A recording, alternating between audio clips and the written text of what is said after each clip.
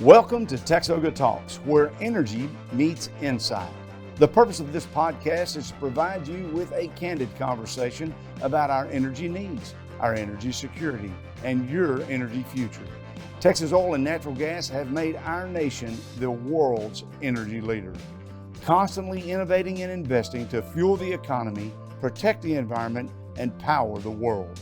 This industry is fast-paced, high-tech, and essential to improving modern life. And we're here to talk about it. You're listening to TXOGA Talks, where energy meets insight.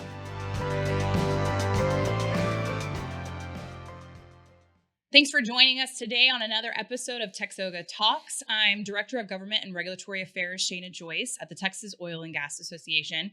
And this week we've given Todd a spring break. So it'll just be me and Dr. Dean Foreman here today as we talk a little bit about LNG and why that's important. Shana, thanks so much for having me. I look forward to this conversation. Absolutely. So let's go back in time a little bit, actually to my birthday. Because the Biden administration gave us a very not nice present for my birthday. They decided on January 26th, through the Department of Energy, to pause the approval of LNG exports. Wow, that's like a lead balloon for your birthday. Yeah, I mean, I'd like something better, I think. Maybe like, I don't know, something sparkly? TikTok. There you go. And so, TXOGA issued a statement talking about how detrimental this decision actually is. And so, because of the impact that it has, not only for our state, but for our nation. Yeah, I mean, there are a few dimensions to this, and some of it's touched on in the press statement that we put out, and some of it's research oriented. But to be clear, for Texas, this is basically a $200 billion issue, mainly for Texas and Louisiana, although it's teed up as a federal issue. And to be clear, we're talking about huge investment through the value chain, an average over the next 5 years of about 9,000 jobs per year. It really matters to Texas. And I know that we're going to talk about some really important stats like the two figures you just said, because $200 billion is a really big figure when it comes in the grand scheme of things. But let's pause and go back in time again. Let's talk about what LNG really is. It's liquefied natural gas.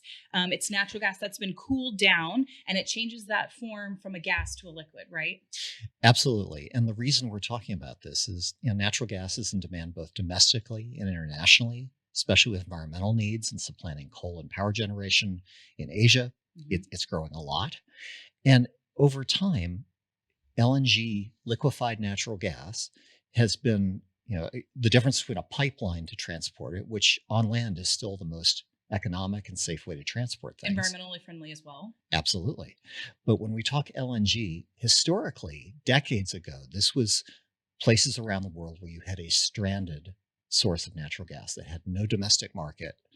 The gas was basically free and you had to do something with it, or you wanted to do something with it. And this technology developed as a cost-effective way to basically have ships supercooling the gas in lieu of a pipeline. And it grew up in a very rigid way. I mean, it would come from Qatar in the Middle East, or from Nigeria, or from Alaska even. And then you'd have these very long-term contracts that would specify exactly what reserves and exactly where this would go and how the price would index to oil, and off it went.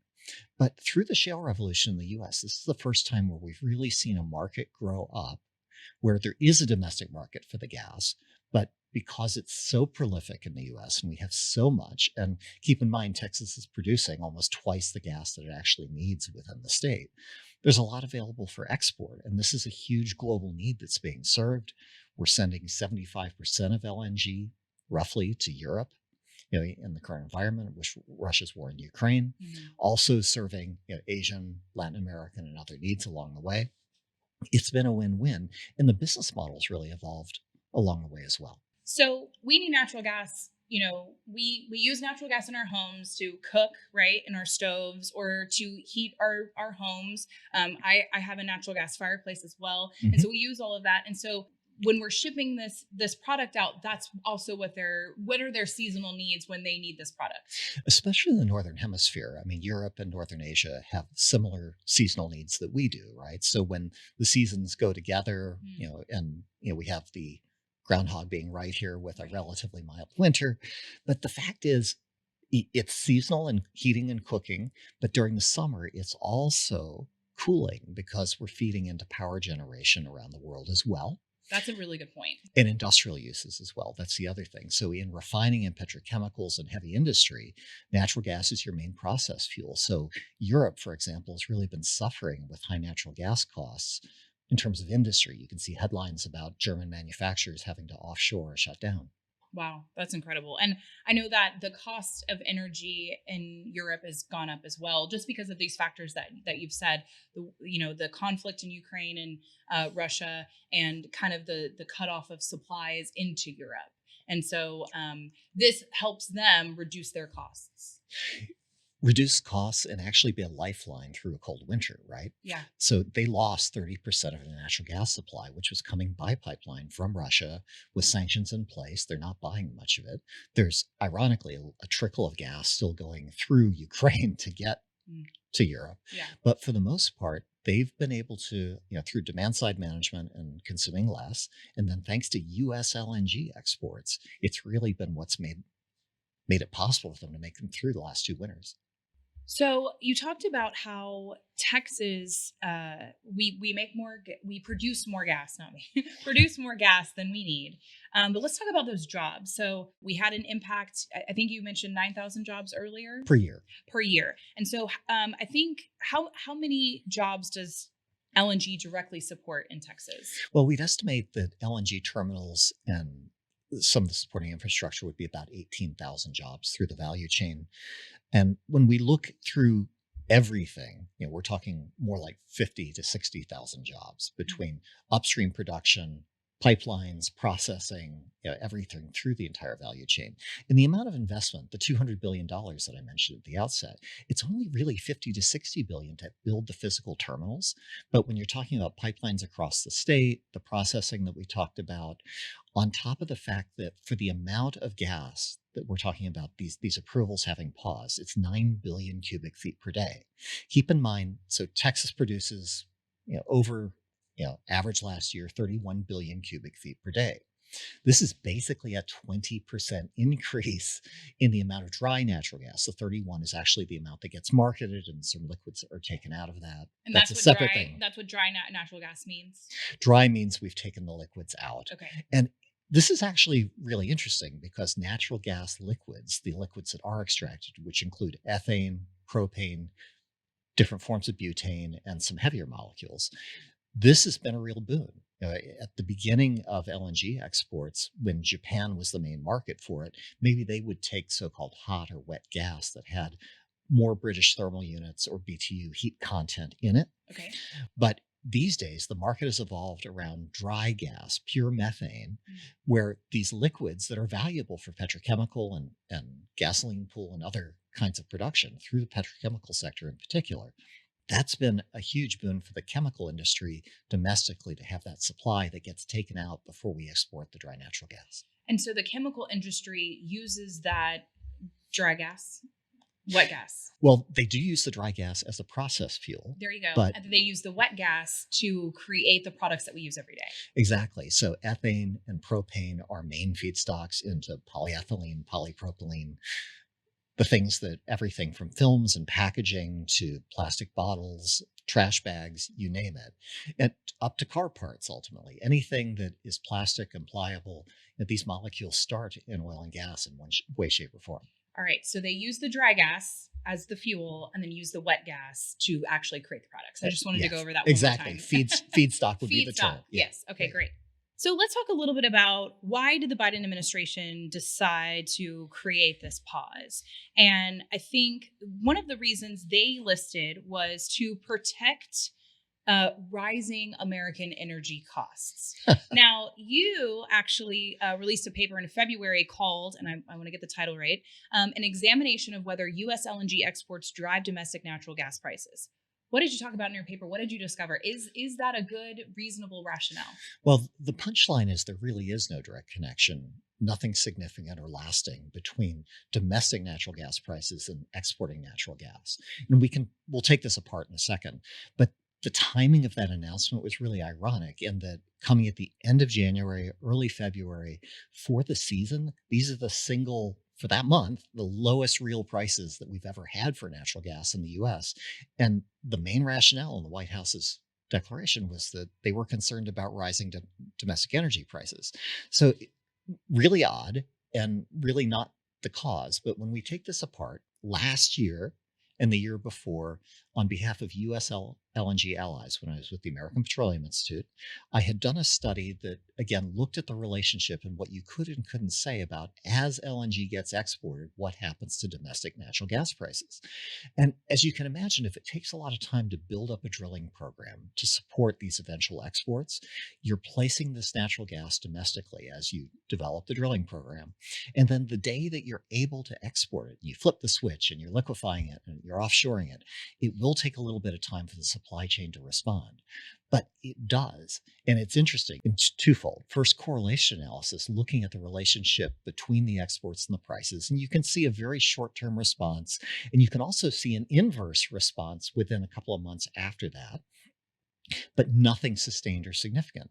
And then to say something doesn't matter, you really have to say what does matter. So there's a properly specified forecasting model for domestic natural gas prices, looking at production, consumption, storage, seasonality, heating and cooling degree days, these sorts of things, and putting the exports in there with it.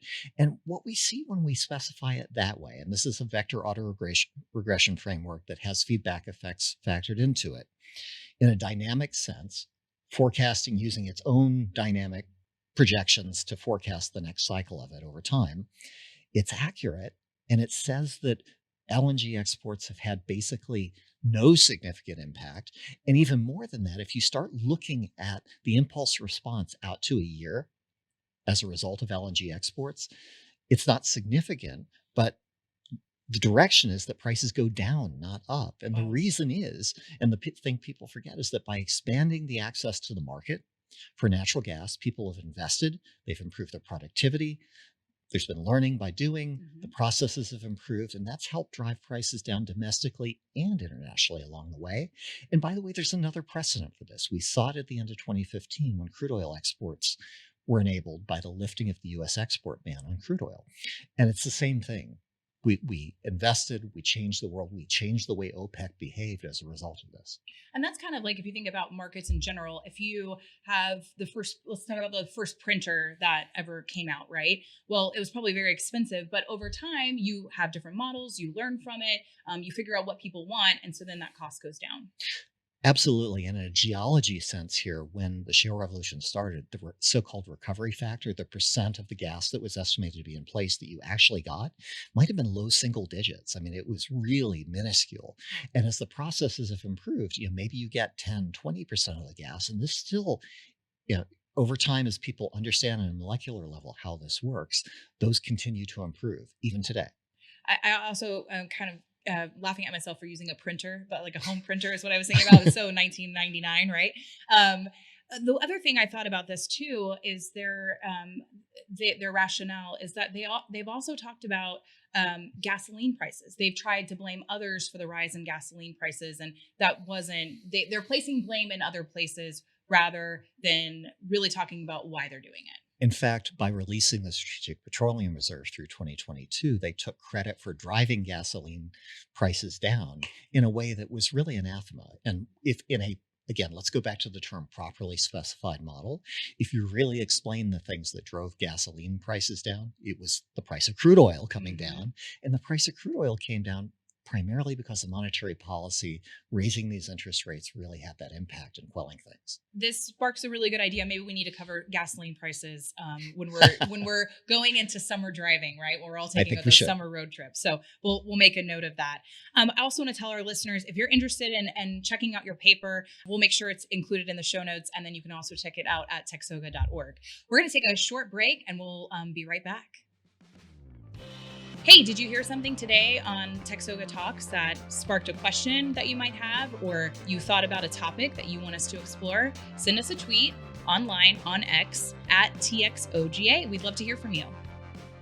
Welcome back. So we were just discussing Dean's paper, and which disproved the administration's claims that LNG exports were causing domestic natural gas prices to increase. But TXOGA wasn't the only one that had things to say about this decision. There's been a lot of rumbling out there from Absolutely. congressional members, from other trade associations like API or LaMoga, because this also affects Louisiana as well. Big time. And one of the reactions that caught my attention was from Jack Fusco, who's the CEO of Cheniere, one of the leading providers of LNG. And he said that it was a shocking decision given the benefit that LNG provides and continues to provide. And regulatory uncertainty like this really hinders growth and investment. And I know that you've touched a little bit on that.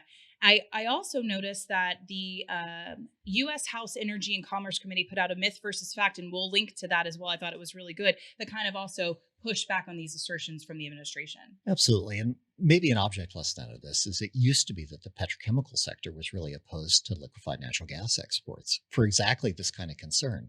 But if you've noticed, they've been really quiet on this issue for the last couple of years because they've realized that they've benefited from it, both through the lower natural gas prices that we've talked about at historic lows currently, as well as these feedstocks for their business coming from ethane and propane. It really has been a win-win. So it's really anathema that the administration has taken this tack.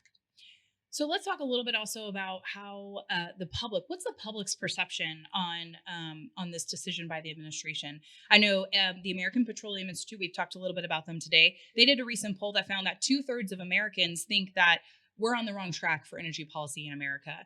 And 9 in 10 Americans think that the U.S. should continue supplying LNG overseas. What are your thoughts on that? And is this a partisan issue, or should this just be an American issue? Well, it is a global issue, and it's an increasingly globalized market. It's important that a lot of the contracts that are in place, there's a need to continue supplying this gas. And we're talking about the prospective growth of it in a market that's deemed successful by universally everyone. Mm-hmm. So as we're looking at the public polls here, it's important to note that the reaction to the administration's announcement has been headlines through Asia and Europe questioning the security of supply from the United States, likening us to Russia using natural gas as a political weapon. Especially in Asia, where this industry grew up, security of supply was the very reason for this. And you want a diversity of sources, but you need to know that you're going to get the gas when you need the gas, especially during the seasonal times that we're talking about. That's right. And I know in Texas, we pride ourselves on that energy security. And so you're right, that's a really good point that we're calling that into question. It has been called into question, and we need to step up and make sure, both as Texas and federally, that we're doing the right thing for energy policy here. Let's say, is there a benefit to this pause? What's the problem with taking more time and being more thoughtful about approaches? So that's another way of looking at this. That if the administration were to come back and say, well, it wasn't just about prospective energy prices. We really want to take time to size up all of the increases that have happened and be thoughtful about this. And that might come across as great, except for the fact that the market already sorts out which of these gets built once they're approved. And right now, the process is that both the Federal Energy Regulatory Commission and the Department of Energy have separate approvals So of that's LNG. FERC and NERC usually go together in my mind when Yes. I talk about electricity. Sorry. FERC and DOE. Absolutely. Okay. And they would both approve, and then these projects, once they get their approvals, would get sorted out. And if we look now at FERC's pending list, the 9 billion cubic feet per day and the projects that go with that, it's really important to note that a lot of these projects stagger together. So for example, suppose you've got one train that's been approved, but you're waiting on approval for 2 trains. What should you invest in? So when you build these projects from an engineering, procurement, and construction standpoint, you're staging things where, for example, you would need power to start it up and power to operate it, electricity. And LNG facilities take a lot of electricity. Absolutely. Yeah. And I mean, you can use natural gas as part of the power as well, but it takes power, it takes electricity as part of this. And it's a very energy intensive process. So if you just plan one train, you might just like to negotiate with the local utility and see if they have extra power that they can sell you. Mm-hmm. But if you're building and planning for 3 trains, it's much more economic to build your own power plant, probably a natural gas fired power plant as well. And that's investment that you're making into the market, that you're making into your business. Those power plants take a long time to build as well. They do, and they have to be permitted and go through their own process. And it's the logistics as well. So ports and jetties. And again, these are shared services where if you just have one, and we use the term train, but one LNG cooling facility, liquefaction facility, as opposed to 3 or 5 of them, they get staggered together, your ability to invest in these shared services is really impaired. And these are not, contrary to any misperception, these are not high margin kinds of facilities. These are utility like arrangements where I build a large facility. I'm going to make it on volume with a very low margin. It's a utility like return. Many of the existing facilities in the US, the term is a tolling arrangement, but they basically get a small fee for the gas that passes through it. And if somebody doesn't use that capacity, there's a take or pay arrangement in the contract. But it's that simple. And this means that it doesn't take a lot of denigrating or undermining the shared services to make these uneconomic to build. And I think the administration is very much aware of that. There's another aspect, though, beyond the shared services, and that's the carbon economy. Okay. So many of these new plants are designed to be carbon capture ready and plug into what the administration is fostering with carbon hubs in Louisiana and Texas. So they're investing, through the Inflation Reduction Act of 2022, a lot of subsidies to grow carbon storage as a business, pipeline infrastructure, underground storage, a new business that's supposed to grow up on the Gulf Coast. But taking away a major industry that can contribute a ready source of CO2, it is, again, anathema to this. So it doesn't really, you can't invest on the same scale, and it really works against the other hand trying to foster a new economy. So it's kind of like counterintuitive to some of the things that they've really pushed for in environmental progress. Counterintuitive, actually working against it, not just the intuition aspect. And these are real examples of real companies having paused their investment both in the shared services and the shared carbon infrastructure with real projects on the ground that we can point to. We cannot take progress for granted. And so it seems like the administration is doing that, and Texas can't do what it needs to do to be the energy security that we need for America and the globe, excuse me. We have to be a source of state rationality for energy policy. And let me give you an example. An ongoing debate today, just north of us in Oklahoma, is whether to have regulatory limits on natural gas production. Government fiat curbing the output from wells. This is a current debate, believe it or not. And it's because we have ample natural gas right now.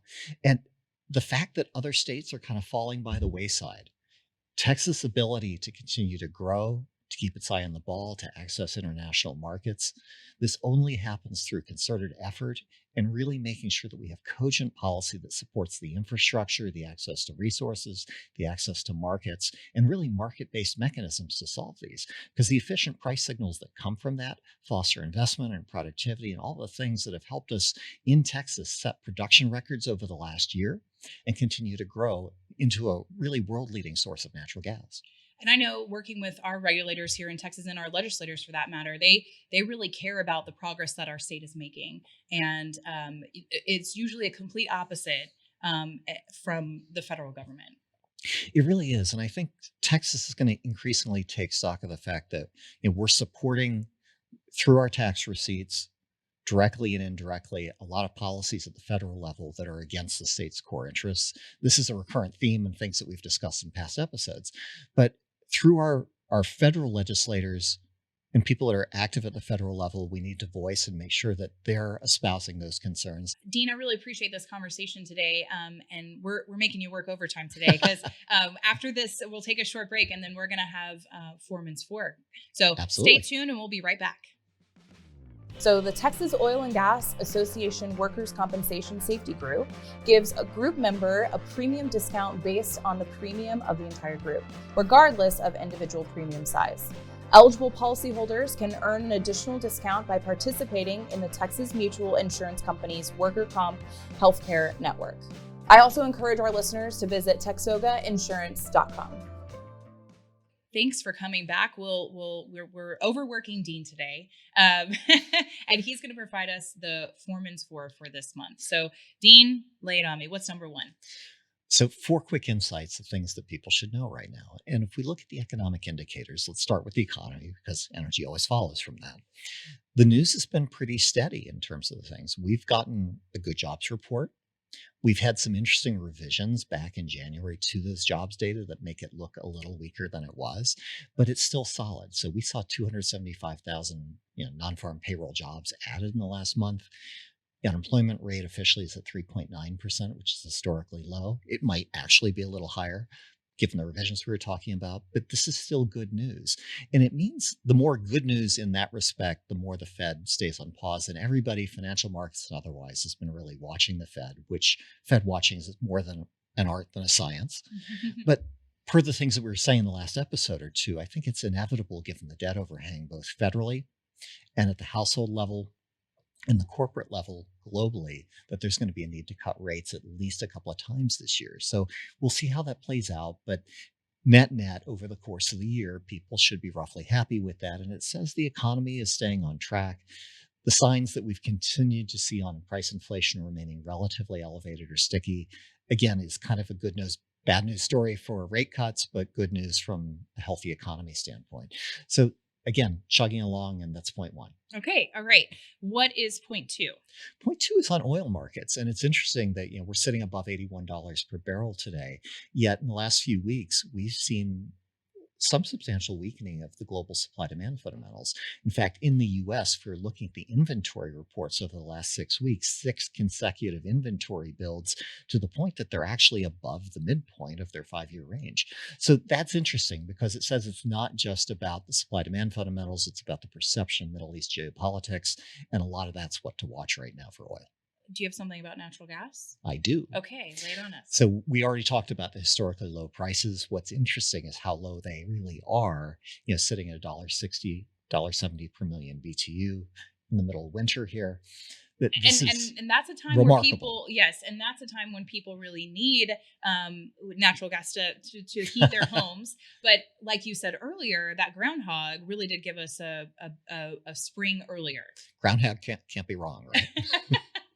Just like weathermen can't be wrong either, right? Well, the groundhog might be smarter. So we're looking, though, and we always talk about the role of storage and how substantial it is in Texas. The storage We're very lucky here, yes. Yeah, and the storage conditions have been really generous this year, and that's helped tide through. If there were an extremely cold winter or something changed, the conditions, it's always a seasonal outcome, right? But right now, for natural gas, the point is that enjoy it. This is about as good as it gets. When we look at the futures market, the prices universally go up over the next 12 months in the futures market's expectations. That's not us giving a forecast. Right. That's what the future market says. Okay. And what's your last point for us today? Texas industry jobs. I'm going to give you a good news, bad news story here. Okay. So just 2 weeks ago, the latest detailed data through the entire industry sector, so upstream, downstream, midstream, like the entire enchilada of jobs for the industry came out. And those data are from the third quarter of last year. So they're a little bit in the hindview mirror, but they showed growth of 3 to 4%, both in employment and wages. And that's both solid growth, but it's also interesting because the wages growing about in lockstep with the jobs says that some of the inflationary pressures have come out of the sector. That also supports predictability and growth coming into this year. The slightly bad news is that if we look and we only have recent information that pertains just to the upstream jobs, so resource development, drilling, support services, these sorts of things, that has pulled back. In fact, there was a downward revision for January from the Bureau of Labor Statistics showing 6,000 fewer jobs. So that's quite a big drop. That is. So we need to watch that and see. We're clearly seeing natural gas at these low prices. The drilling, dedicated drilling for natural gas is pulling back. You've seen producers announce that they're pulling back. The Oklahoma issue that we mentioned. So that's going. The good news in the silver lining here is that this $81 oil is still fostering a lot of drilling activity. It's been relatively steady in Texas. So as oil goes, the industry's going, and that's really been carrying it. Wonderful. Thank you. Well, I appreciate you being here, Dean, to help me with this episode today. I think we've had a really robust conversation about LNG, its importance to Texas, to America, and to the globe. And we hope that the administration and those working within the industry really help that change the mind of the administration's decision so that we can continue to export this really life-changing product. Thanks so much. Thanks for a great conversation. I hope we're going to plan for a much better birthday present for you next year. Yeah, next year, please, something sparkly. I would appreciate it. Well, thank you for joining us today on TXOGA Talks. We appreciate you. If you ever have a question about something you've heard on the episode or have an idea that you'd like for us to discuss, we'd love to hear from you. Follow us on all your social media channels, Facebook, Instagram, Twitter, LinkedIn. I've mentioned it before, but Dr. Foreman does post really great things on his LinkedIn. He is a LinkedIn influencer. So follow us, give us your ideas, and join us next time on TXOGA Talks, where energy meets insight.